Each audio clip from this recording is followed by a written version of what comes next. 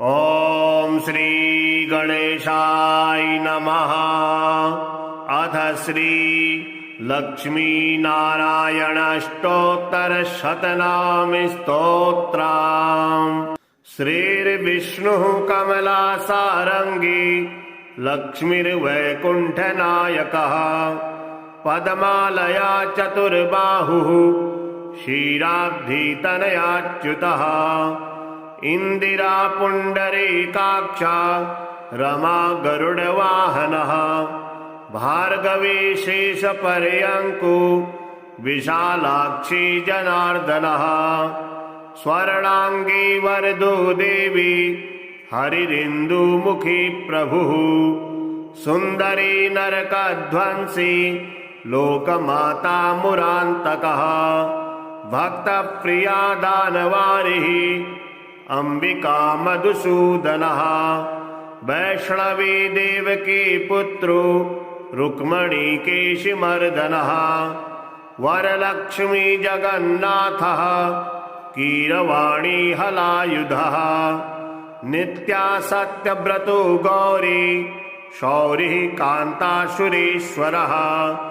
नारायणी हृषिकेशः पद्महस्ता त्रिविक्रमः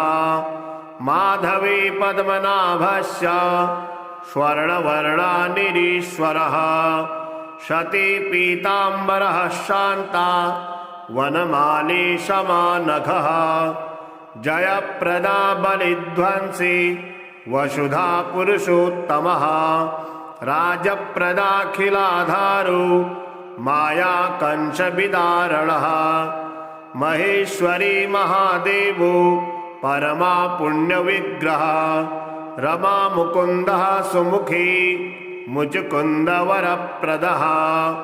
वेद विद्याब्धिजा माता सुरूपा केन्दुलोचनः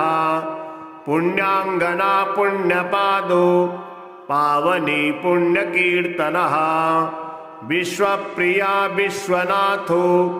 वागरूपी वासुवान्नुजः सरस्वती स्वर्णगर्भो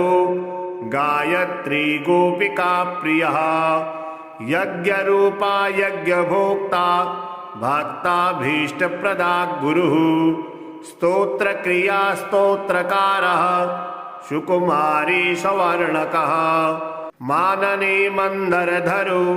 सावित्री जन्मवर्जितः मंत्रगोप्त्री महेश्वासो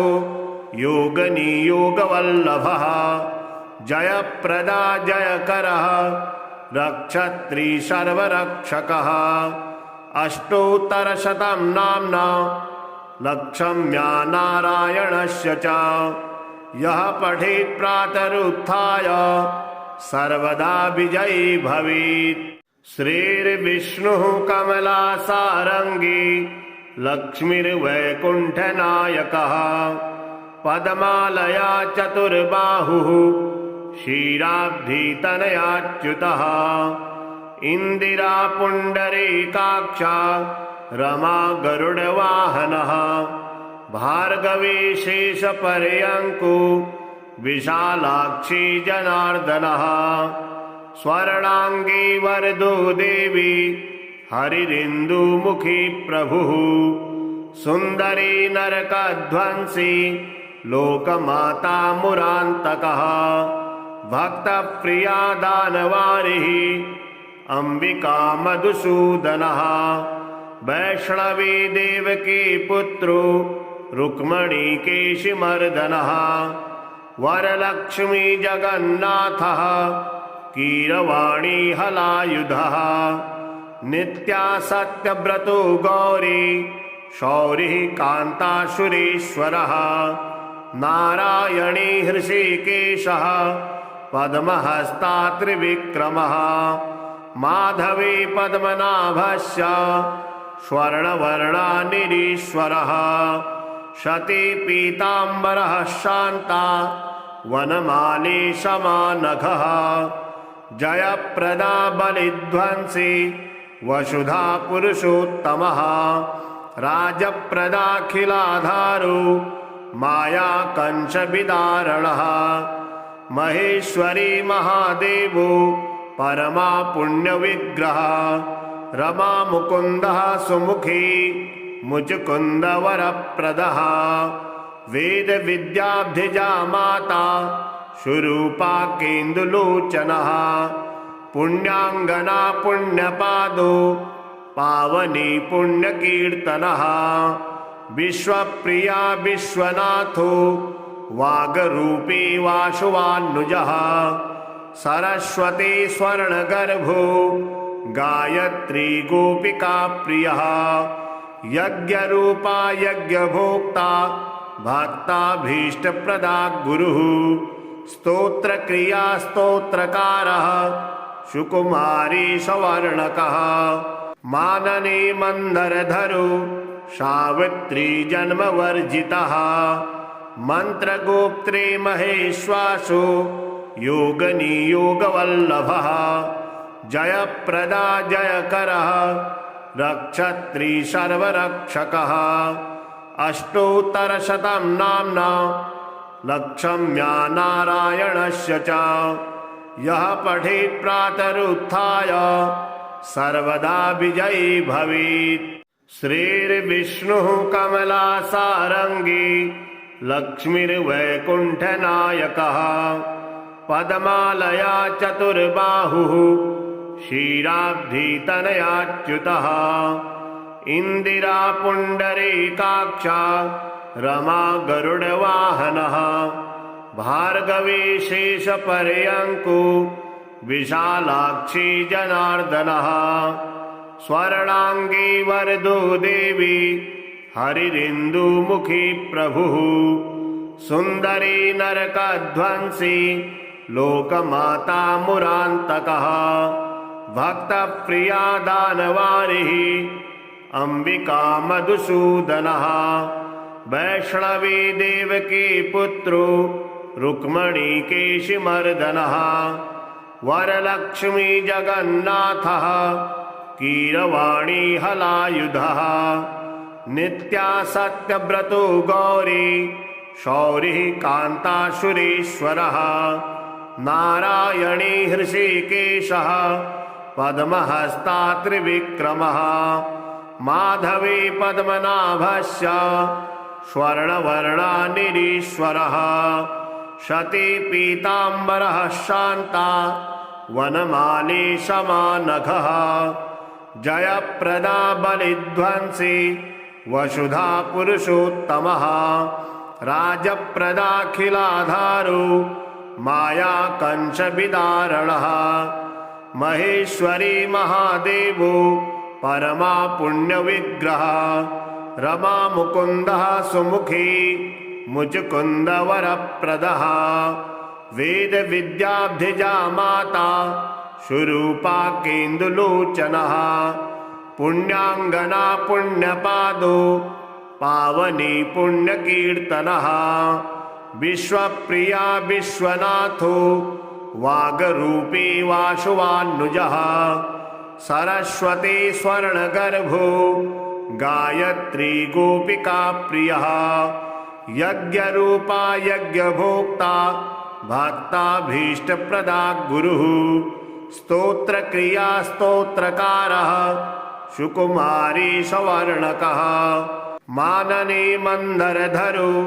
सावित्री जन्मवर्जितः मंत्रगोप्त्रे महेश्वासो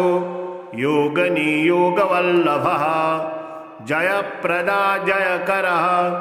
रक्षत्री सर्वरक्षकः अष्टोत्तरशतं नाम्ना लक्षम्या नारायणस्य च यः पठेत् प्रातरुत्थाय सर्वदा विजयी भवेत्। श्रीर्विष्णुः कमलासारङ्गी लक्ष्मीर्वैकुण्ठनायकः पद्मालया चतुर्बाहुः क्षीराब्धितनयाच्युतः इन्दिरा पुण्डरीकाक्षा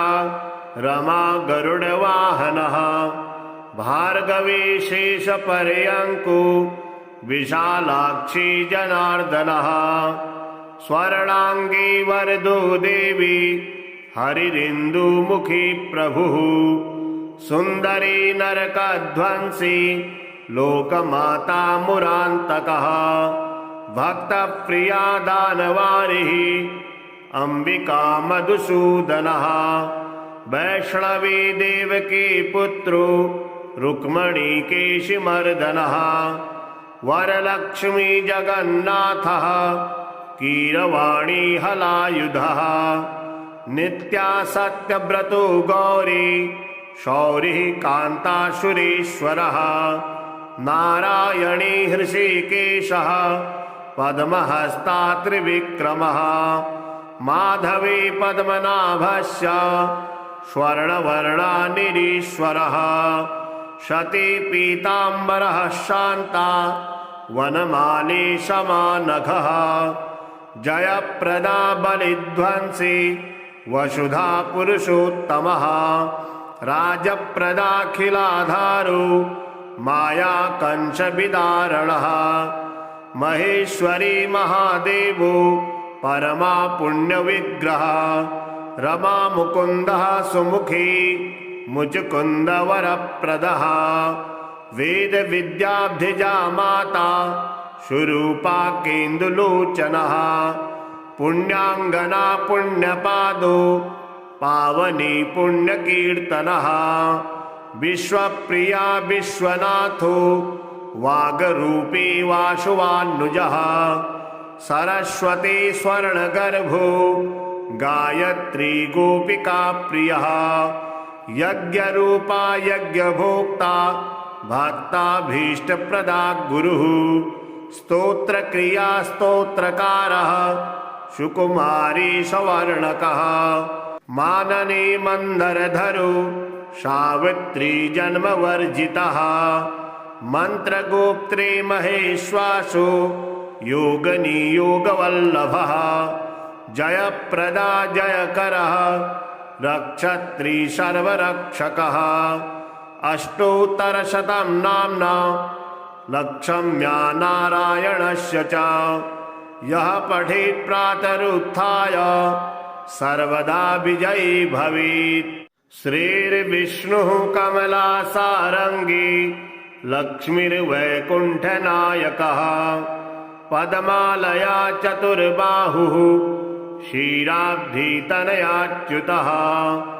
इन्दिरा पुण्डरीकाक्षा रमा गरुडवाहनः भार्गवी शेषपर्यङ्को विशालाक्षी जनार्दनः स्वर्णांगी वरदो देवी हरिरिन्दुमुखी प्रभुः सुन्दरी नरकध्वंसी लोकमाता मुरान्तकः भक्तप्रिया दानवारिः अम्बिका मधुसूदनः वैष्णवी देवकी पुत्रो रुक्मणी केशिमर्दनः वरलक्ष्मी जगन्नाथः कीरवाणी हलायुधः नित्या सत्यव्रतो गौरी शौरिः कान्तासुरेश्वरः नारायणी हृषीकेशः पद्महस्ता त्रिविक्रमः माधवी पद्मनाभस्य स्वर्णवर्णा निरीश्वरः शती पीताम्बरः शान्ता वनमाली समानघः जयप्रदा बलिध्वंसी वसुधा पुरुषोत्तमः राजप्रदाखिलाधारो माया कंसविदारणः महेश्वरी महादेवो परमा पुण्यविग्रह रमा मुकुन्दः सुमुखी मुचकुन्दवरप्रदः वेद विद्याब्धिजा माता सुरूपा केन्दुलोचनः पुण्याङ्गना पुण्यपादो पावनी पुण्यकीर्तनः विश्वप्रिया विश्वनाथो वागरूपी वासुवान्नुजः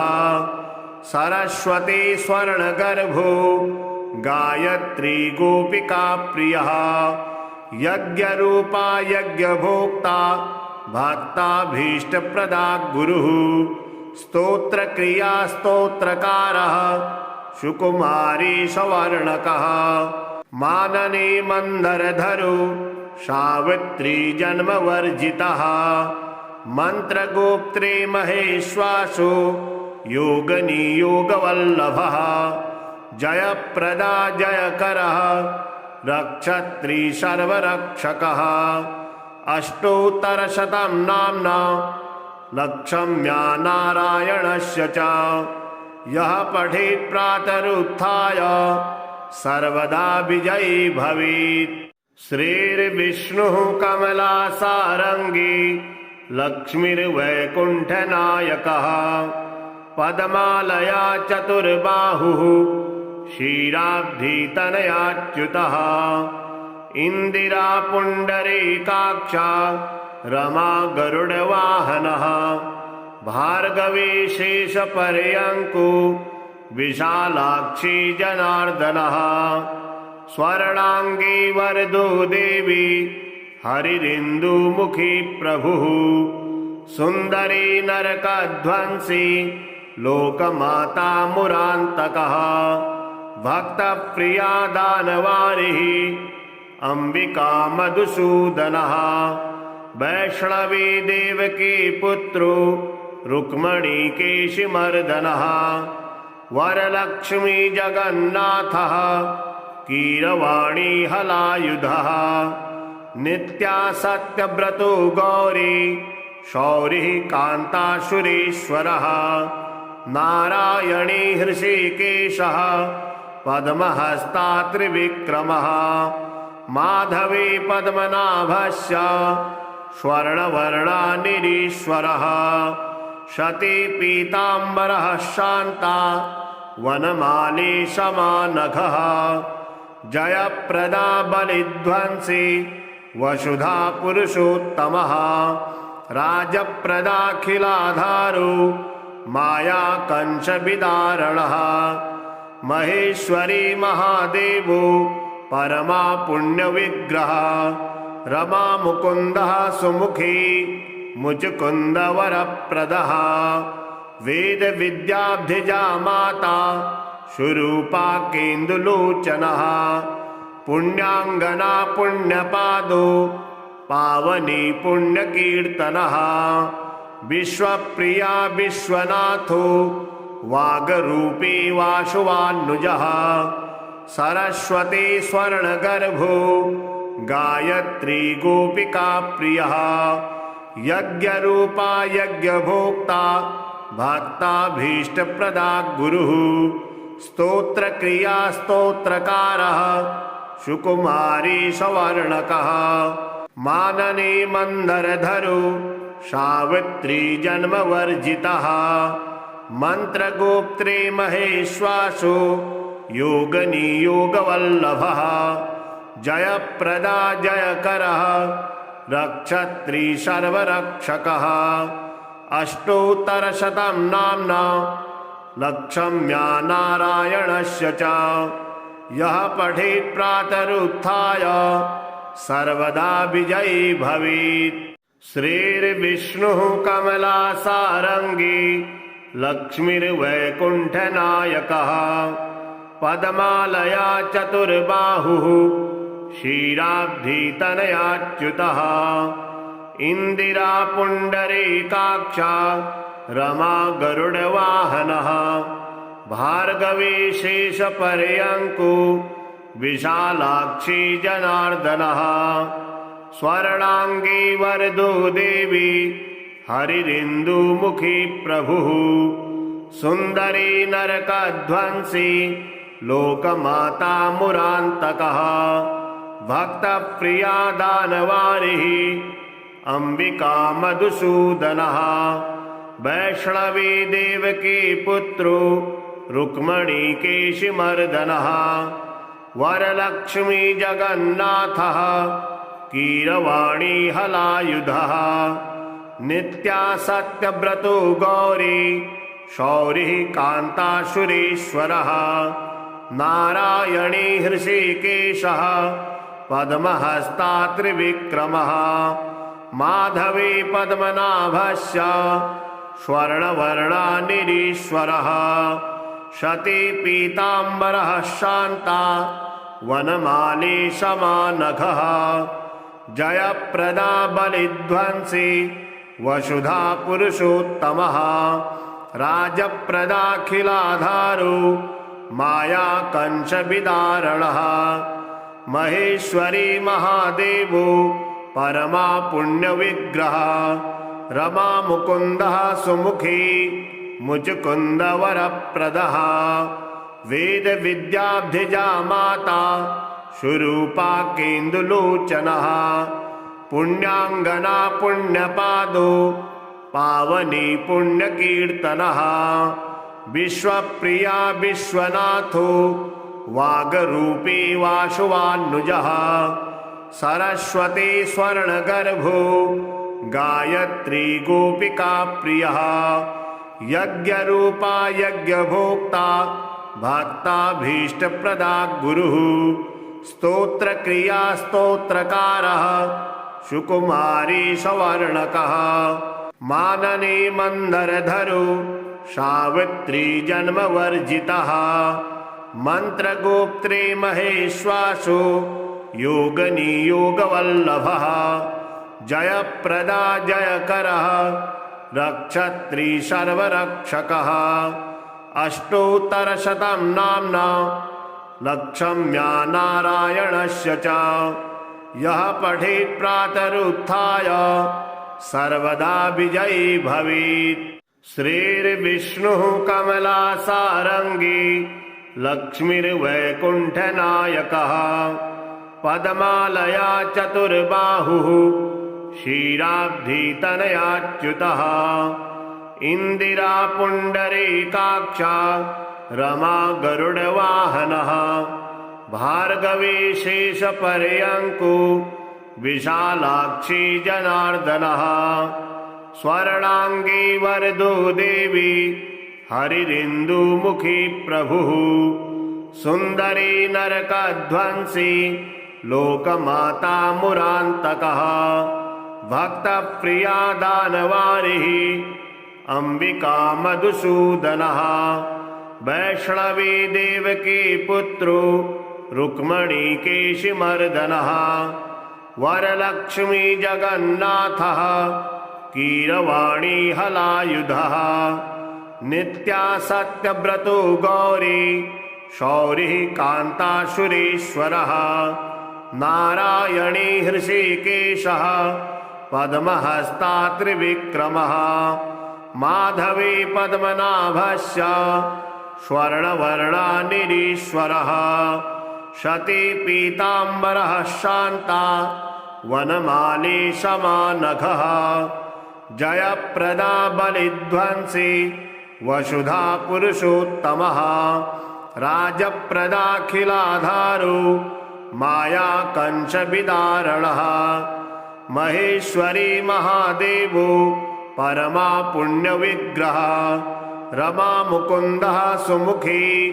मुचकुन्दवरप्रदः वेद विद्याब्धिजा माता सुरूपा केन्दुलोचनः पुण्याङ्गना पुण्यपादो पावनी पुण्यकीर्तनः विश्वप्रिया विश्वनाथो वागरूपी वासुवान्नुजः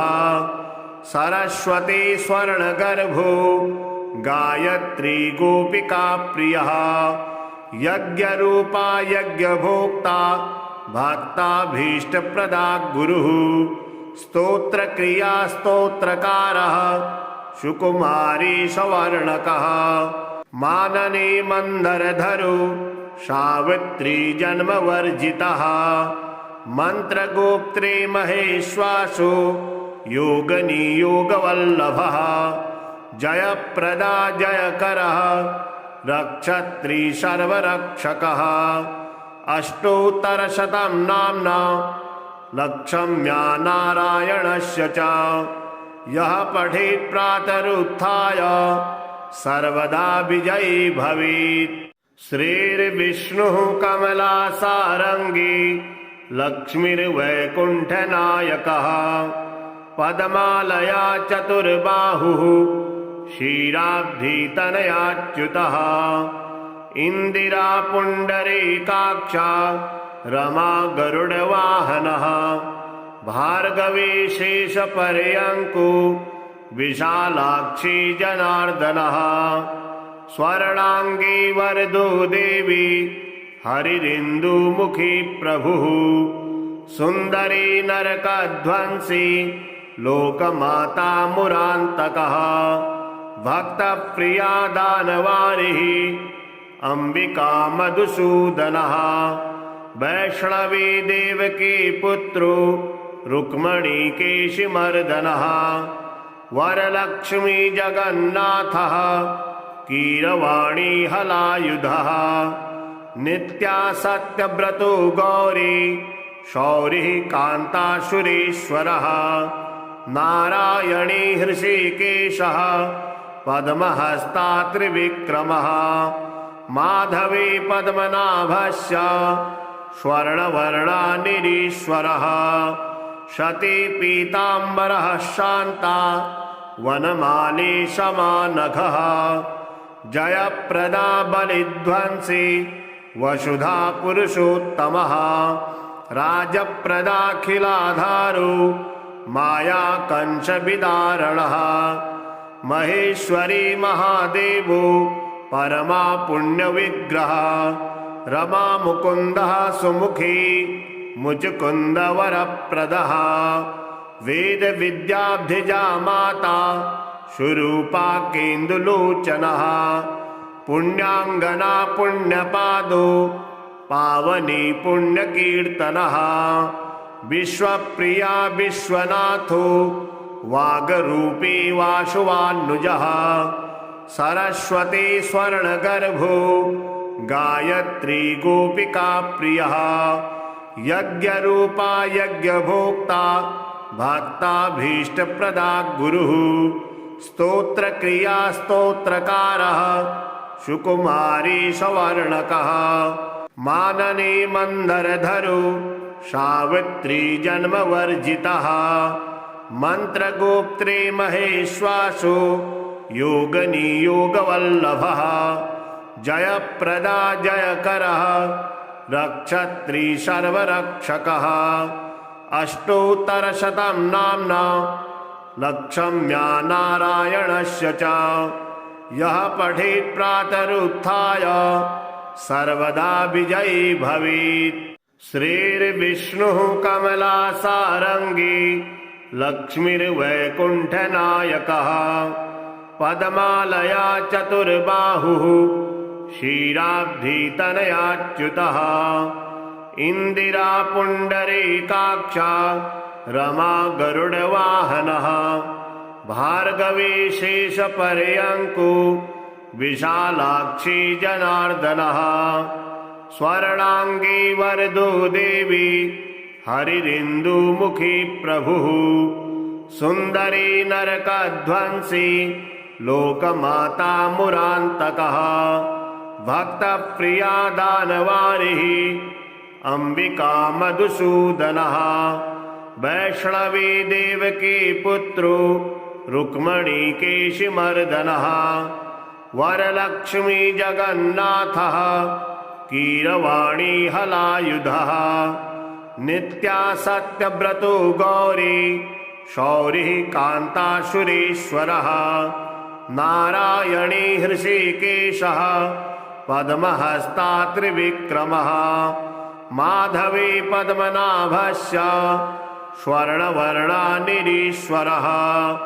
शती पीताम्बरः शान्ता वनमाली समानघः जयप्रदा बलिध्वंसी वसुधा पुरुषोत्तमः राजप्रदाखिलाधारो माया कंसविदारणः महेश्वरी महादेवो परमा पुण्यविग्रह रमा मुकुन्दः सुमुखी मुचकुन्दवरप्रदः वेद विद्याब्धिजा माता सुरूपा केन्दुलोचनः पुण्याङ्गना पुण्यपादो पावनी पुण्यकीर्तनः विश्वप्रिया विश्वनाथो वागरूपी वासुवान्नुजः सरस्वती स्वर्णगर्भो गायत्री गोपिका प्रियः यज्ञरूपा यज्ञभोक्ता भक्ताभीष्टप्रदा गुरुः स्तोत्रक्रिया स्तोत्रकारः सुकुमारी सवर्णकः माननी मंदरधरो सावित्री जन्मवर्जितः मंत्रगोप्त्रे महेश्वासो योगनियोगवल्लभः जयप्रदा जयकरः रक्षत्री सर्वरक्षकः अष्टोत्तरशतं नाम्ना लक्षम्या नारायणस्य च यः पठेत् प्रातरुत्थाय सर्वदा विजयी भवेत्। श्रीर्विष्णुः कमलासारङ्गी लक्ष्मीर्वैकुण्ठनायकः पद्मालया चतुर्बाहुः क्षीराब्धितनयाच्युतः इन्दिरा पुण्डरीकाक्षा रमा गरुडवाहनः भार्गवी शेषपर्यङ्को विशालाक्षी जनार्दनः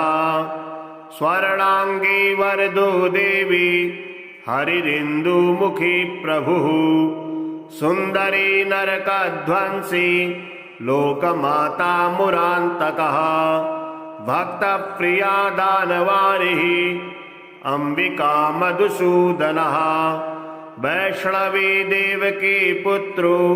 रुक्मणी केशिमर्दनः वरलक्ष्मी जगन्नाथः कीरवाणी हलायुधः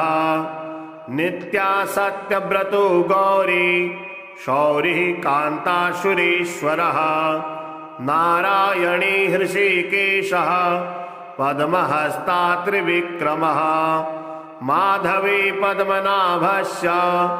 स्वर्णवर्णा निरीश्वरः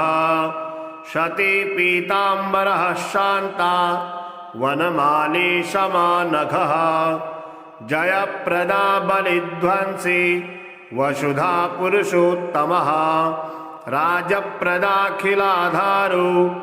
माया कंसविदारणः महेश्वरी महादेवो परमा पुण्यविग्रह रमा मुकुन्दः सुमुखी मुचुकुन्द वरप्रदः वेद विद्याब्धिजा माता सुरूपा केन्दुलोचनः पुण्याङ्गना पुण्यपादो पावनी पुण्यकीर्तनः विश्वप्रिया विश्वनाथो वागरूपी वासुवान्नुजः सरस्वती स्वर्णगर्भो गायत्री गोपिका प्रियः यज्ञरूपा यज्ञभोक्ता भक्ताभीष्टप्रदा गुरुः स्तोत्रक्रिया स्तोत्रकारः सुकुमारी सवर्णकः माननी मंदरधरो सावित्री जन्मवर्जितः मंत्रगोप्त्रे महेश्वासो योगनियोगवल्लभः जयप्रदा जयकरः रक्षत्री सर्वरक्षकः अष्टोत्तरशतं नाम्ना लक्षम्या नारायणस्य च यः पठेत् प्रातरुत्थाय सर्वदा विजयी भवेत्। श्रीर्विष्णुः कमलासारङ्गी लक्ष्मीर्वैकुण्ठनायकः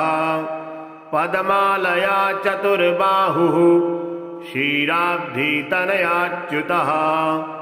इन्दिरा पुण्डरीकाक्षा रमा गरुडवाहनः भार्गवी शेषपर्यङ्को विशालाक्षी जनार्दनः स्वर्णांगी वरदो देवी हरिरिन्दुमुखी प्रभुः सुन्दरी नरकध्वंसी लोकमाता मुरान्तकः भक्तप्रिया दानवारिः अंबिका मधुसूदनः वैष्णवी देवकी पुत्रो रुक्मणी केशिमर्दनः वरलक्ष्मी जगन्नाथः कीरवाणी हलायुधः नित्या सत्यव्रतो गौरी शौरिः कान्तासुरेश्वरः नारायणी हृषीकेशः पद्महस्ता त्रिविक्रमः माधवी पद्मनाभस्य स्वर्णवर्णा निरीश्वरः शती पीताम्बरः शान्ता वनमाली समानघः जयप्रदा बलिध्वंसी वसुधा पुरुषोत्तमः राजप्रदाखिलाधारो माया कंचविदारणः महेश्वरी महादेवो परमा पुण्यविग्रह रमा मुकुन्दः सुमुखी मुचकुन्दवरप्रदः वेद विद्याब्धिजा माता सुरूपा केन्दुलोचनः पुण्याङ्गना पुण्यपादो पावनी पुण्यकीर्तनः विश्वप्रिया विश्वनाथो वागरूपी वासुवान्नुजः सरस्वती स्वर्णगर्भो गायत्री गोपिका प्रियः यज्ञरूपा यज्ञभोक्ता भक्ताभीष्टप्रदा गुरुः स्तोत्रक्रिया स्तोत्रकारः सुकुमारी सवर्णकः माननी मंदरधरो सावित्री जन्मवर्जितः मंत्रगोप्त्री महेश्वासो योगनियोगवल्लभः जयप्रदा जयकरः रक्षत्री सर्वरक्षकः अष्टोत्तरशतं नाम्ना लक्षम्या नारायणस्य च यः पठेत् प्रातरुत्थाय सर्वदा विजयी भवेत्। श्रीर्विष्णुः कमलासारङ्गी लक्ष्मीर्वैकुण्ठनायकः पद्मालया चतुर्बाहुः क्षीराब्धितनयाच्युतः इन्दिरा पुण्डरीकाक्षा रमा गरुडवाहनः भार्गवी शेषपर्यङ्को विशालाक्षी जनार्दनः स्वर्णाङ्गी वरदो देवी हरिरिन्दुमुखी प्रभुः सुन्दरी नरकध्वंसी लोकमाता मुरान्तकः भक्तप्रिया दानवारिः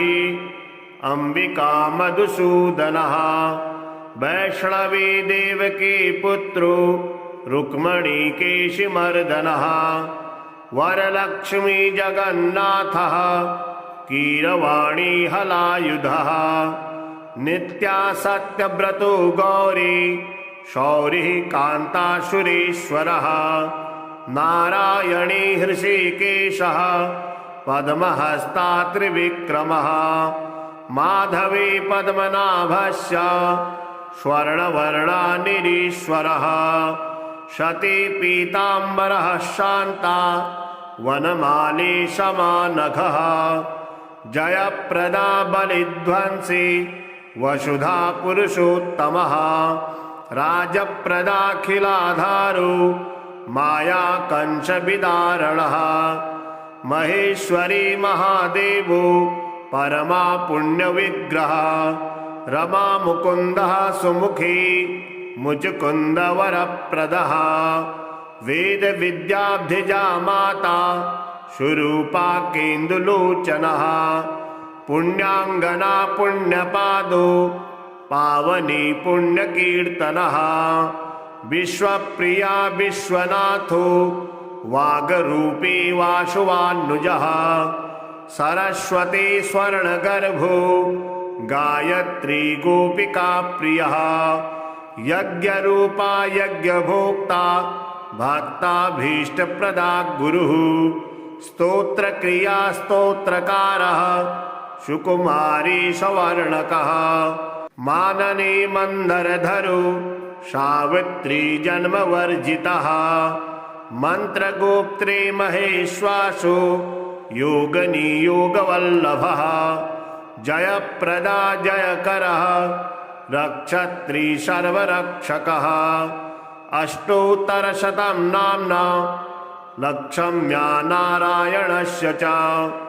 यः पठेत् प्रातरुत्थाय सर्वदा विजयी भवेत्। श्रीर्विष्णुः कमलासारङ्गी लक्ष्मीर्वैकुण्ठनायकः पद्मालया चतुर्बाहुः क्षीराब्धितनयाच्युतः इन्दिरा पुण्डरीकाक्षा रमा गरुडवाहनः भार्गवी शेषपर्यङ्कु विशालाक्षी जनार्दनः स्वर्णांगी वरदो देवी हरिरिन्दुमुखी प्रभुः सुन्दरी नरकध्वंसी लोकमाता मुरान्तकः भक्तप्रिया दानवारिः अंबिका मधुसूदनः वैष्णवी देवकी पुत्रो रुक्मणी केशिमर्दनः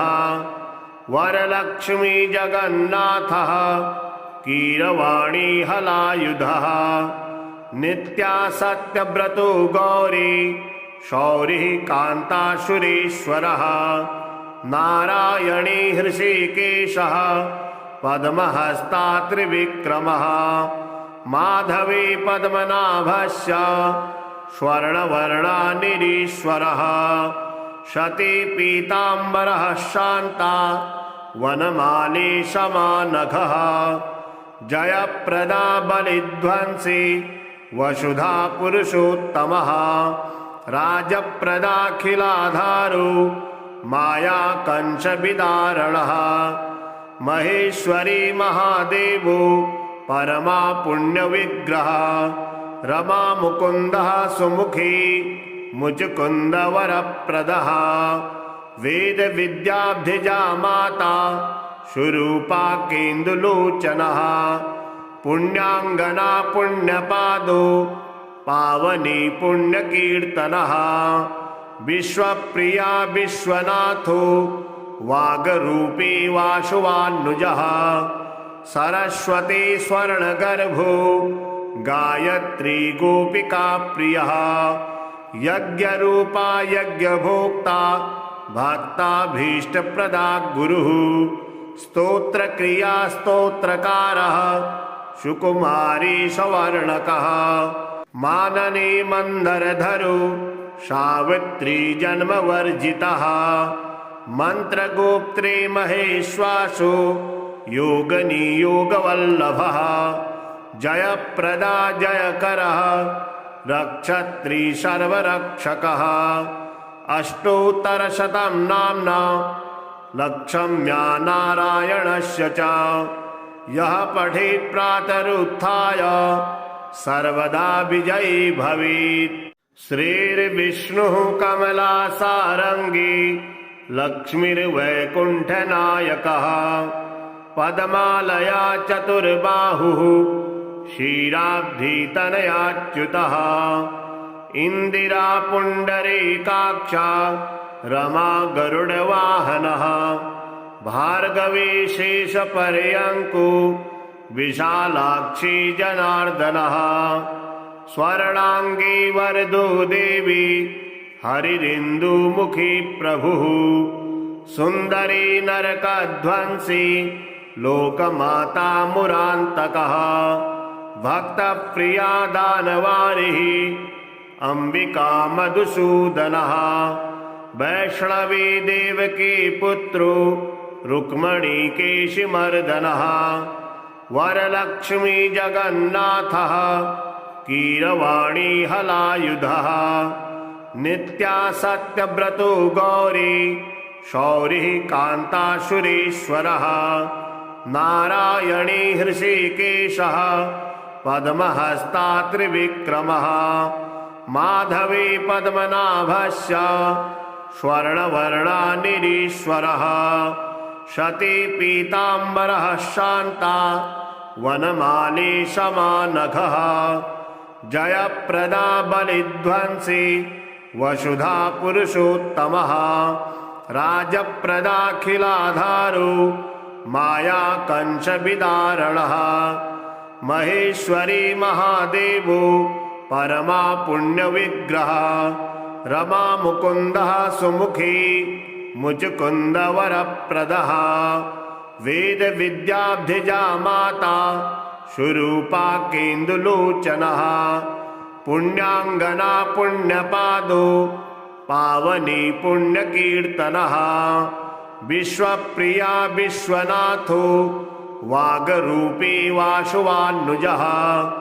सरस्वती स्वर्णगर्भो गायत्री गोपिका प्रियः यज्ञरूपा यज्ञभोक्ता भक्ताभीष्टप्रदा गुरुः स्तोत्रक्रिया स्तोत्रकारः